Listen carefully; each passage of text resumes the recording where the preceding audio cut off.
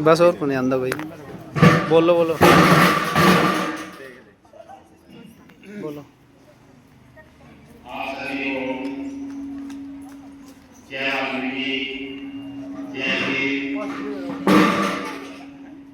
हाँ मास्टर जी बोल लिए।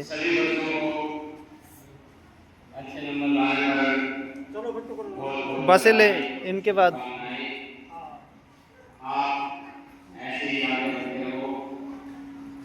भगवान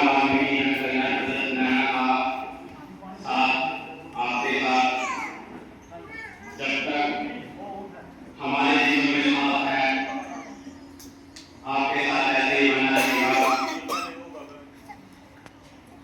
और हमारे जो युवा साथी हैं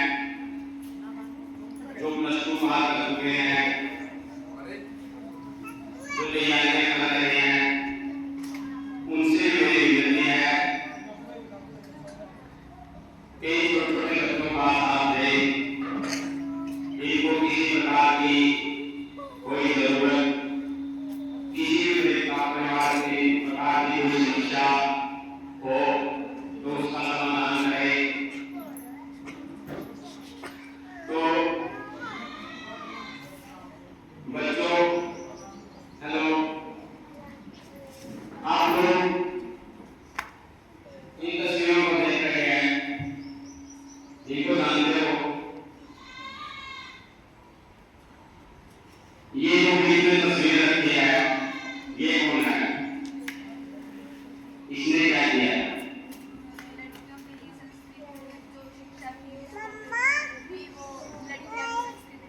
शाबाश। और शिक्षा की डिग्री कौन है? लोग कहते हैं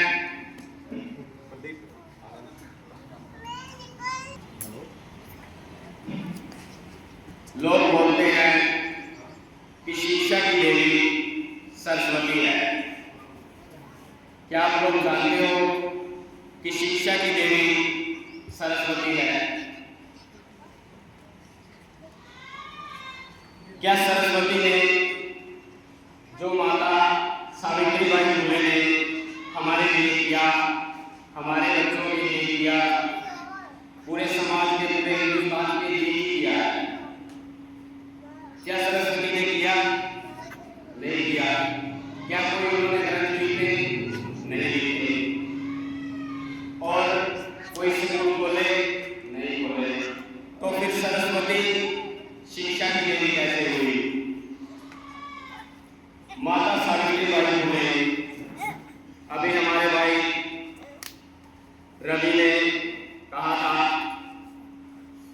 कि जो पास है बच्चे, जो अच्छे नंबर लेकर आए हैं, उनकी तो सभी बात करते हैं, लेकिन जो फेलियर है, जो फेल हो गए, उनकी कोई बात नहीं करता।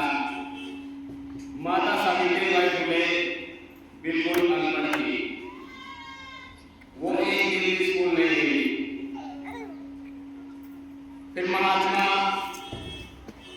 ज्योतिबा फुले के साथ उनकी शादी हुई और घर में ही महात्मा ज्योतिबा फुले ने माता सावित्रीबाई फुले को पढ़ाया। और फिर जब महात्मा फुले को यह लगा कि माता सावित्री अच्छी पढ़ाई कर चुकी है, जो इंग्लिश की भी एक्सपर्ट हो चुकी थी उस टाइम में, तो एक अंग्रेजी स्कूल में जिसकी प्रिंसिपल एक लेडी थी, उस स्कूल में माता सावित्रीबाई फुले को महात्मा फुले ने ट्रेनिंग के लिए रख दिया। और उसके बाद माता सावित्रीबाई फुले ने ट्रेनिंग पूरी की। ट्रेनिंग पूरी करने के बाद फिर उन्होंने लड़कियों के लिए, खासकर लड़कियों के लिए स्कूल खोले। उन्होंने कम से कम 30 से 40 स्कूल बच्चों के लिए लगाए, खासकर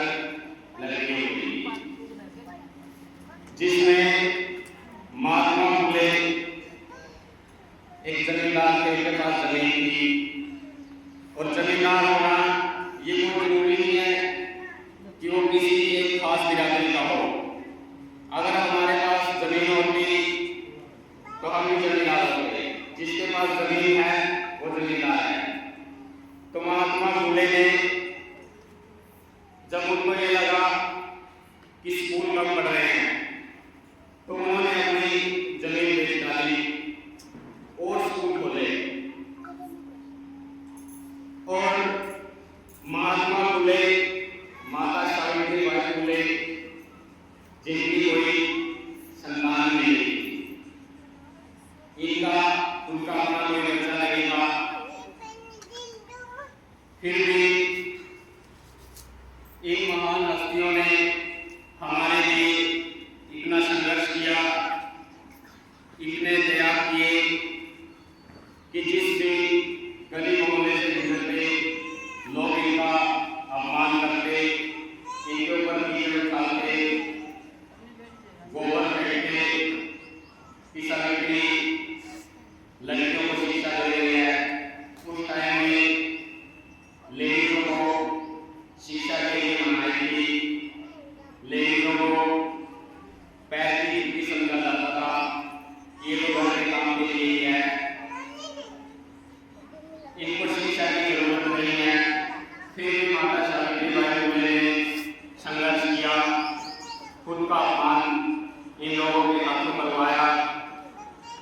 कोई मुंह पे गोबर फेंकता था तो कोई साड़ी खराब करता था, फिर भी माता सावित्रीबाई फुले लड़ गई। और आज हम सब आप लोग जो एक सभा कर रहे हैं, एक इतना अच्छा प्रोग्राम कर रहे हैं, वो सब इन महान हस्तियों की देन है, हमारे ऊपर एहसान है और हम लोग इनको बार बार नमन करते हैं, हम इनका एहसान मानते हैं। मेरी आप सभी बच्चों से प्रार्थना है कि आप अपने महापुरुषों का सम्मान करें, इनको याद रखें और इनकी लिखी जो किताबें हैं उनको जरूर पढ़ें। अगर हम नहीं पढ़ेंगे इनकी लिखी किताबों को तो आगे हम अपने बच्चों को जागरूक नहीं कर सकते, इनके बारे में नहीं बता सकते। और दूसरी माता हमारी रमाबाई, बाबा साहब डॉक्टर भीमराव अम्बेडकर के बारे में तो सभी जानते ही हैं। अगर माता रमाबाई वो भी अनपढ़ थी, उसको भी बाबा साहब ने घर में नहीं पढ़ाया, उसने सिर्फ इतनी पढ़ाई की, वो सिर्फ घर तक सीमित रही, लेकिन उन्होंने फिर भी बाबा साहब डॉक्टर भीमराव अम्बेडकर का इतना साथ दिया कि आप लगे रहो, हमारे समाज को, दबे कुचले वंचित लोगों को ऊपर उठाने का काम करो, इनके हक अधिकार दिलाने का काम करो। ये माता रमाबाई का हृदय ऐसा था, जब हमारे लिए बाबा साहब डॉक्टर भीमराव अम्बेडकर हमारे अधिकारों के लिए लड़ने के लिए जा रहे थे प्रथम गोलमेज सम्मेलन के लिए। उस समय बाबा साहब के लड़के का देहांत हो चुका था, 2 या 3 दिन हुए थे, बाबा साहब का लड़का गुजर चुका था। तो बाबा साहब माता रमा से कहते हैं कि रमा, मुझे अपने बच्चों के लिए, अपने बच्चों के हक अधिकारों के लिए सम्मेलन में जाना है। तो माता रमा भीम को रोकती नहीं, कहती है कि साहब, माता भीम को साहब बोलती थी, कहती है कि साहब आप जाओ, अपने एक बच्चे के लिए हम अपने करोड़ों बच्चों का तैयार नहीं कर सकते, आपको जरूर